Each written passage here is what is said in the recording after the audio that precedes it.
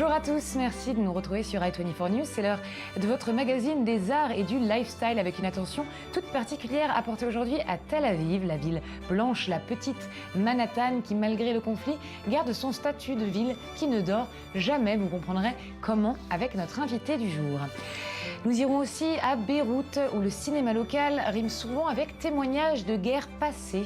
Les avis du public sont partagés. Certains considèrent ce thème comme une nécessité, d'autres préféreraient aller au cinéma pour s'évader avec des sujets plus légers. Et en parlant de rimes, au Sénégal, vous verrez que des journalistes font rimer l'actualité littéralement. Le Culture Mag, c'est tout de suite. On connaissait donc les informations présentées par des jolies femmes, le journal co-présenté, le journal parodié pour de l'information décalée. Et bien voilà, au Sénégal, ces journalistes ont une nouvelle idée pour partager les informations à leurs téléspectateurs, le journal rappé. Vous allez tout de suite comprendre le concept. Bienvenue, installez-vous, on a des nouvelles pour vous. C'est vendredi et sur cette télévision locale sénégalaise, le JT est en rythme et en rime. C'est l'heure du JTR, le journal télévisé rappé. C'est un journal, comme son nom l'indique, comme n'importe quel autre journal télévisé, sauf qu'il est rappé, sauf qu'il y a de l'humour dedans, sauf que on ne s'arrête pas à donner l'information, on commente. Un regard décalé sur l'actualité entre création artistique et rigueur journalistique. Katie passe la main à un jeune invité, le rappeur Hyde pour la partie française. En direct de Gaza, où le coussin de protection silence est... Et Elzo pour la partie Wolof, une autre langue parlée dans la région. Des parodies mais aussi des sujets graves comme ici avec ce décor évoquant Gaza. C'est vraiment, j'ai essayé de faire un melting pot de ce que je voyais un petit peu partout, sans forcément donner ma propre opinion personnelle. Des JT montés avec les moyens du bord, diffusés sur Internet et financés par le nombre de vues sur YouTube, de quoi s'offrir un matériel de tournage léger et un fan club international.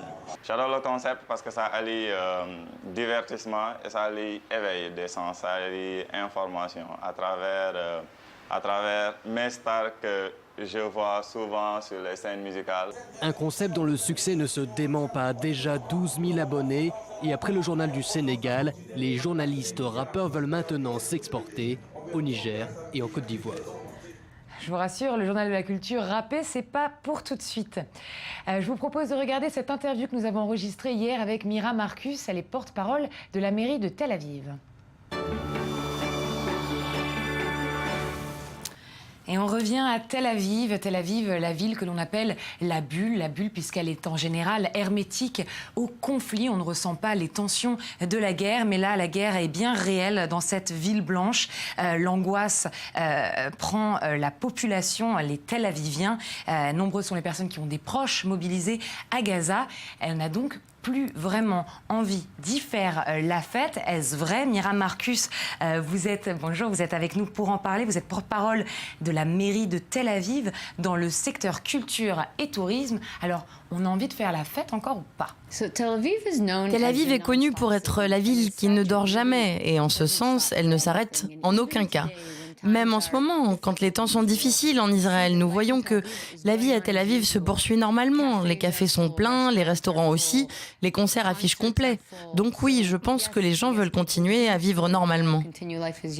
Vous parlez de concerts, mais pourtant il y a beaucoup de concerts, notamment des concerts internationaux qui ont été annulés. Les Backstreet Boys, c'est un exemple. On ne sait pas vraiment encore pour Lana Del Rey ou Lady Gaga si elles vont toujours venir. Donc il y a quand même un changement dans l'attitude générale à Tel Aviv. Il faut souligner que tous ces concerts importants dont vous parlez n'ont pas été annulés, mais simplement reportés. À l'heure actuelle, nous comprenons qu'ils aient été décalés puisque pour des raisons de sécurité, nous ne pouvons pas avoir 40 000 personnes dans un parc ou dans un espace ouvert. Mais comme je vous l'ai dit, Tel Aviv est une ville qui a tendance à continuer de vivre normalement. Et même si à l'heure actuelle, les choses sont plus calmes, nous savons que dès la fin de cette période, les choses redeviendront comme avant. À ce moment-là, nous accueillerons Neil Young et les Backstreet Boys comme c'était prévu à l'origine. Personnellement, je comptais aller les voir et j'ai été très déçue de ce report, mais nous savons qu'ils vont venir et seront présents sur nos scènes. Et pour parler plus particulièrement des touristes qui viennent en Israël, pour ceux qui ont eu le courage, entre guillemets, de venir ou de rester, est-ce que vous pensez que leur séjour est tout aussi charmant et amusant et divertissant ? Il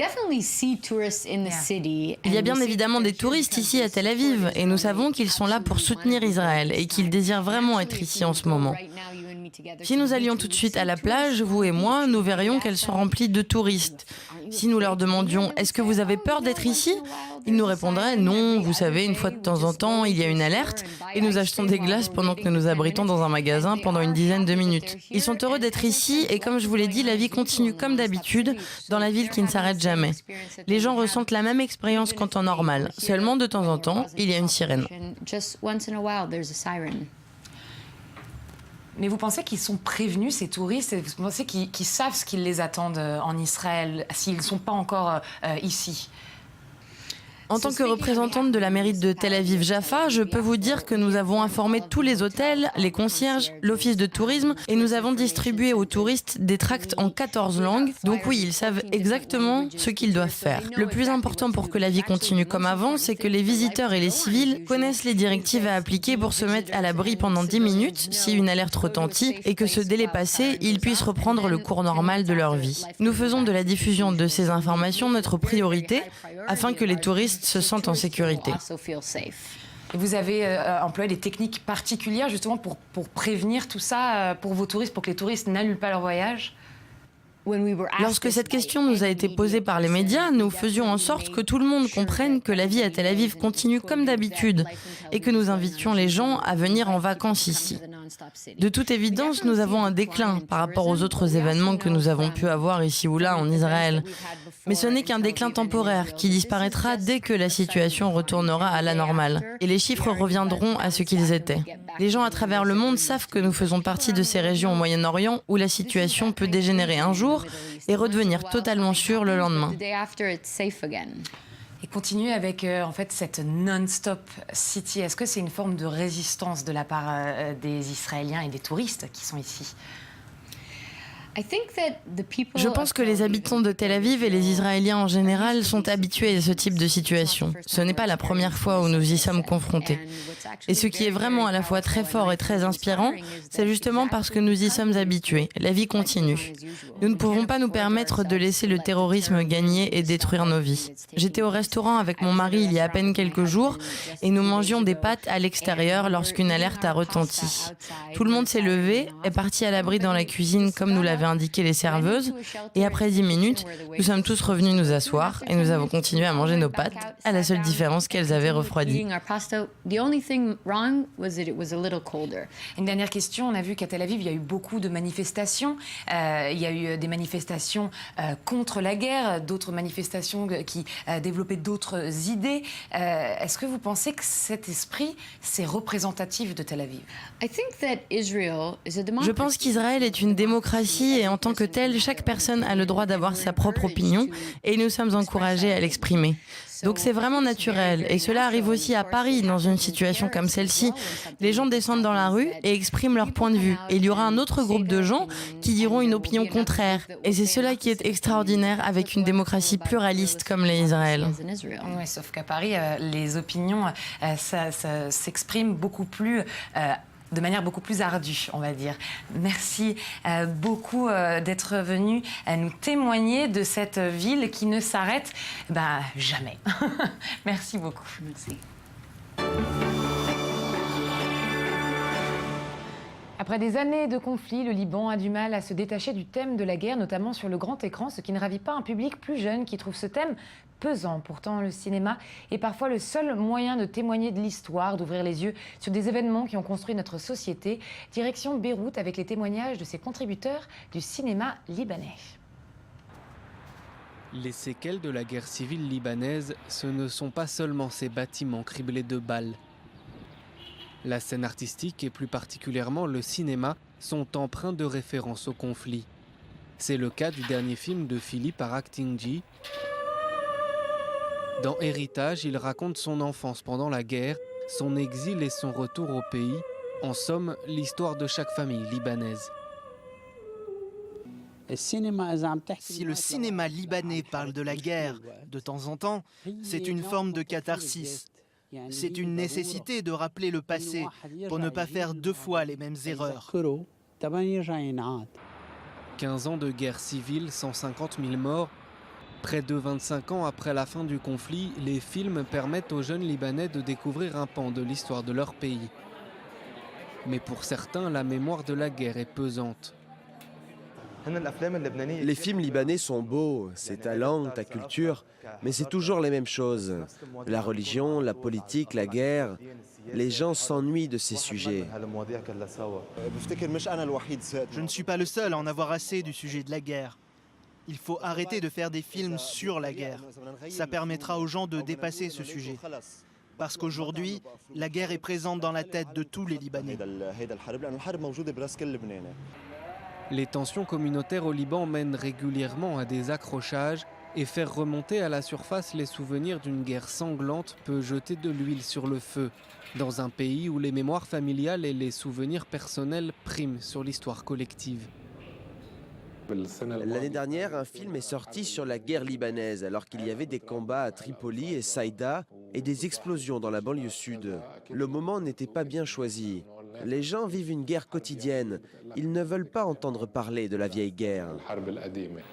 Le cinéma libanais permet toutefois d'aborder des sujets tabous, comme la question des disparus ou des milices. Des sujets qui ne sont toujours pas mentionnés dans les manuels d'histoire. Pour ne pas attiser les tensions entre communautés, l'histoire enseignée à l'école s'arrête en 1946. Bonne nouvelle pour Routou Modan, l'auteur israélien de La Propriété, ce roman graphique qui a reçu le prix le plus prestigieux dans le monde de la bande dessinée, le Eisner Award. Il l'a remporté dans la catégorie meilleur album graphique pendant l'une des cérémonies du Comic-Con de San Diego ce week-end. C'était le deuxième prix Eisner que reçoit Routou Modan. La Propriété raconte l'histoire d'une femme et de sa grand-mère qui voyagent jusqu'en Pologne à la recherche de la maison qui a appartenu à leur famille avant la Seconde Guerre mondiale.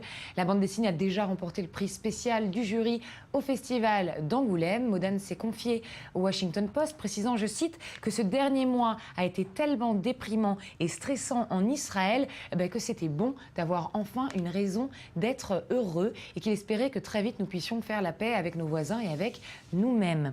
Et on va rester avec ces auteurs israéliens. Cette fois-ci, on va parler de littérature avec vous, David Gombin, puisque cet auteur israélien très connu ici en Israël et à l'étranger, fait parler de lui. Il s'agit de Edgar Keret.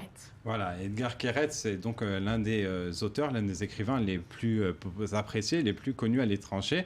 Et là, il a publié la semaine dernière une chronique, une tribune, simultanément dans le quotidien français Libération et aux États-Unis dans le New Yorker, qui s'appelle « Ce n'est pas Tsahal qui vaincra ». Et en fait, il reprend le slogan très connu ici en Israël, qui s'appelle « Tnu le Tsahal le Natsear », laissez Tsahal vaincre. Et en fait, il critique le message sous-jacent, comme quoi il y aurait des personnes qui empêcheraient Tsahal de vaincre. Alors ces personnes, selon lui, bon, c'est ironique, eh bien, ce sont les intellectuels de gauche. C'est ironique parce qu'il est lui-même de gauche, Edgar Keret. Voilà, exactement. Et il fait un clin d'œil notamment à ce qui s'est passé il y a 2 semaines lors du festival du film de cinéma de Jérusalem, où sa propre femme, Shira Geffen, qui est réalisatrice, avait fait une conférence de presse avec d'autres réalisateurs pour critiquer l'intervention de Tsahal à Gaza. Alors, il s'est exprimé d'abord à l'étranger, au lieu de s'exprimer dans sa langue maternelle en Israël, puisqu'en fait, c'est que quelques semaines après avoir parlé au New Yorker et après avoir parlé à Libération, qu'il a été traduit dans sa propre langue pour le quotidien Yediot Ahronot. Pourquoi il n'a pas parlé directement au public israélien ? Eh bien, écoutez, Laetitia, il y a 2 raisons principales. La première, c'est qu'on l'a dit, c'est un auteur très apprécié, très connu à l'étranger. Il faut savoir qu'il a été traduit dans 16 langues, notamment en chinois, en coréen. Et donc, c'est vrai qu'il s'adresse à son public à l'international. La deuxième raison, eh bien, c'est qu'ici, en Israël, l'ambiance est très tendue en ce moment. Et c'est vrai qu'en tant qu'intellectuel de gauche, il est difficile d'exprimer ses opinions et donc vraiment sans être vraiment critiqué de tous bords. Donc, quand on est un intellectuel de gauche ici en Israël, on est critiqué. Bah oui, évidemment, surtout en ces temps de guerre, les partis politiques de droite attendent en fait une espèce d'union nationale. D'accord, et donc c'est pas le seul auteur qui ose s'exprimer à l'étranger, Edgar Keret. Oui, effectivement, il y a également Amos Oz. Amos Oz, c'est également un auteur très connu. Oui. C'est l'un des fondateurs du mouvement La Paix Maintenant. Et lui, il a publié, il s'est fait interviewer pour un site internet allemand. Et il parle, lui, en fait, d'une situation pour Israël qui est perdant-perdant. Pourquoi perdant-perdant? Parce que pour lui, s'il y a des pertes du côté israélien, eh bien, le Hamas gagne. Et s'il y a des pertes du côté palestinien, eh bien, le Hamas gagne aussi. Heureusement, il reste un peu optimiste et il pense que la seule solution, c'est celle qu'il préconise déjà depuis 1967, c'est celle de deux États pour deux peuples. Et c'est vrai qu'à l'époque, il était un précurseur, mais aujourd'hui, c'est une solution qui est largement adoptée dans les deux côtés. Amos Oz, qu'on retrouvera adapté au cinéma dans le film de Nathalie Portman. Merci beaucoup, David Gombin. Voilà, c'est la fin du Culture Mag. Merci de nous avoir suivis. Vous pouvez nous retrouver sur Facebook, sur Twitter, sur notre site internet i24news.tv. On se retrouve demain, même heure. D'ici là, bon retour sur la planète.